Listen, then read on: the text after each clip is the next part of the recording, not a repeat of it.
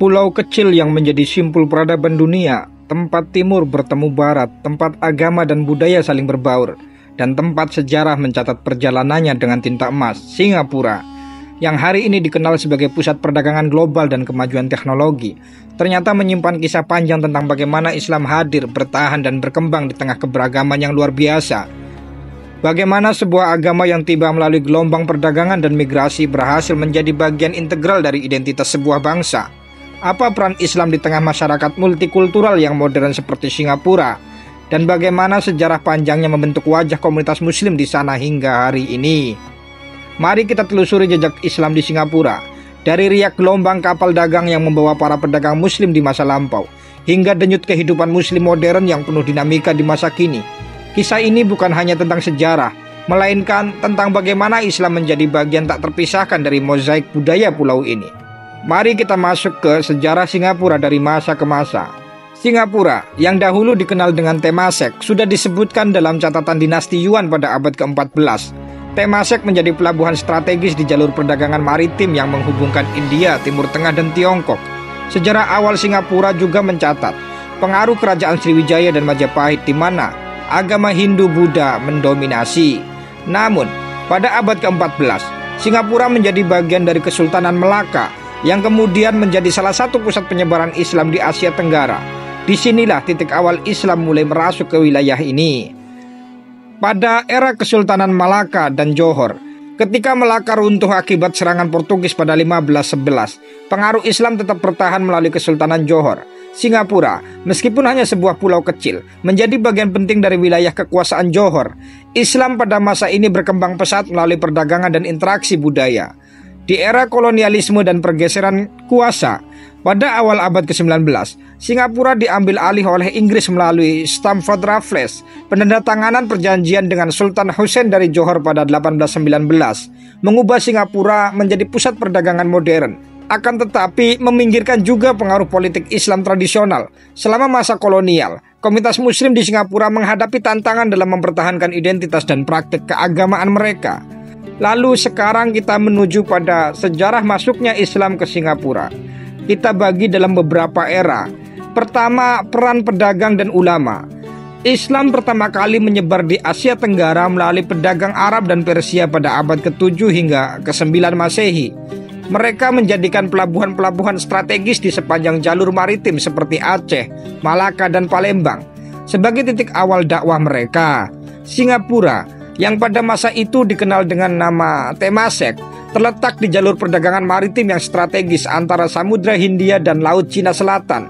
Dengan posisi ini, Temasek menjadi tempat persinggahan para pedagang muslim yang membawa ajaran Islam bersama barang dagangan mereka. Pengaruh Kesultanan Melaka, yang menjadi pusat penyebaran Islam pada abad ke-15, juga merambah Singapura. Ketika Melaka runtuh akibat serangan Portugis pada tahun 1511, para pedagang dan ulama muslim mencari pelabuhan baru. Salah satunya adalah wilayah yang kini kita kenal sebagai Singapura. Pada masa inilah, Islam mulai mendapatkan pijakan awal di pulau kecil ini. Yang kedua, peran Kesultanan Johor dalam penyebaran Islam. Setelah runtuhnya Melaka, Kesultanan Johor Riau muncul sebagai penerus kekuatan politik dan agama Islam di wilayah ini. Johor memerintah Singapura sebagai bagian dari wilayah kekuasaannya, dan pengaruh Islam meluas melalui sistem sosial dan budaya. Pada masa ini, Islam tidak hanya hadir sebagai agama, tetapi juga sebagai identitas budaya masyarakat Melayu. Hukum syariah diterapkan dalam kehidupan sehari-hari, terutama dalam urusan keluarga, pernikahan, dan warisan. Bahasa Melayu yang digunakan di Singapura juga diperkaya dengan kosakata Arab, mencerminkan pengaruh Islam yang kuat dalam kehidupan masyarakat. Yang ketiga, masjid sebagai pusat penyebaran Islam. Ketika Inggris mengambil alih Singapura pada tahun 1819, komunitas muslim di Singapura sudah cukup mapan. Salah satu bukti penting dari keberadaan Islam pada masa awal kolonial adalah berdirinya masjid-masjid yang hingga kini menjadi ikon sejarah, yaitu Masjid Sultan. Masjid Sultan yang dibangun pada tahun 1824 adalah simbol penting penyebaran Islam di Singapura. Masjid ini didirikan oleh Sultan Hussein Shah, penguasa Johor yang menandatangani perjanjian dengan Inggris. Selain menjadi tempat ibadah, Masjid Sultan juga berfungsi sebagai pusat kegiatan komunitas muslim, termasuk pendidikan agama dan penyelesaian sengketa. Lalu ada juga Masjid Jame' Chulia. Masjid ini dibangun oleh komunitas muslim India pada tahun 1826. Masjid Jame' menjadi bukti bagaimana komunitas muslim dari India Selatan memainkan peran penting dalam penyebaran Islam di Singapura. Mereka membawa tradisi Islam yang unik, seperti seni kaligrafi dan arsitektur yang hingga kini masih terlihat dalam desain masjid tersebut. Yang keempat adalah gelombang migrasi muslim dan keanekaragaman komunitas. Pada abad ke-19, Singapura menjadi tujuan migrasi besar-besaran bagi komunitas muslim dari berbagai wilayah, termasuk India Selatan. Komunitas Tamil Muslim yang dikenal dengan nama Chulia datang ke Singapura sebagai pedagang dan pekerja. Mereka membawa tradisi Islam yang khas seperti seni musik qawwali dan masakan halal India. Lalu Arab Hadromi, pedagang dari Hadramaut, Yaman, juga menetap di Singapura. Mereka dikenal sebagai pengusaha sukses yang mendirikan bisnis besar dan membangun masjid-masjid baru. Lalu ada juga Jawa dan Bugis. Migrasi dari Jawa dan Sulawesi juga memperkaya komunitas muslim di Singapura. Para imigran ini membawa seni budaya Islam seperti wayang kulit dan seni sastra Melayu. Keanekaragaman ini menciptakan mozaik komunitas muslim yang unik di Singapura, di mana berbagai tradisi Islam dari seluruh dunia hidup berdampingan. Yang kelima, peran dakwah dan pendidikan. Ulama-ulama Melayu dan Arab memainkan peran penting dalam penyebaran Islam di Singapura. Mereka mendirikan madrasah dan surau untuk mengajarkan Al-Quran dan ilmu agama. Salah satu lembaga pendidikan Islam tertua di Singapura adalah Madrasah Al-Junaid yang didirikan pada tahun 1927 oleh keluarga Arab Hadromi. Madrasah-madrasah ini tidak hanya menjadi tempat belajar agama, tetapi juga pusat intelektual muslim, di mana diskusi tentang hukum Islam, filsafat, dan sains berlangsung. Ini menunjukkan bahwa Islam di Singapura tidak hanya berfokus pada spiritualitas, tetapi juga pada pengembangan ilmu pengetahuan. Yang keenam, Islam di masa kolonial Inggris. Ketika Inggris menguasai Singapura, komunitas muslim menghadapi tantangan baru. Pemerintah kolonial menerapkan hukum sekuler yang seringkali bertentangan dengan hukum syariah yang sebelumnya berlaku. Namun, umat Islam berhasil mempertahankan identitas mereka melalui organisasi-organisasi sosial dan keagamaan. Salah satu tokoh penting pada masa ini adalah Syed Omar bin Ali Junaid, seorang pedagang Arab yang mendirikan banyak fasilitas keagamaan dan pendidikan untuk komunitas muslim. Dia adalah salah satu figur kunci yang memastikan keberlangsungan Islam di Singapura selama masa kolonial.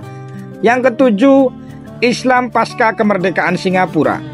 Ketika Singapura merdeka pada tahun 1965, Islam menjadi bagian integral dari identitas Melayu. Pemerintah Singapura mengakui pentingnya Islam bagi komunitas Melayu dan mendirikan Majelis Ugama Islam Singapura (MUIS) untuk mengelola urusan agama Islam. Walaupun menghadapi modernisasi dan urbanisasi yang cepat, komunitas muslim di Singapura berhasil mempertahankan warisan agama mereka sambil beradaptasi dengan tuntutan zaman. Islam di Singapura kini menjadi contoh bagaimana sebuah agama dapat berkembang dalam harmoni dengan keberagaman budaya dan modernitas.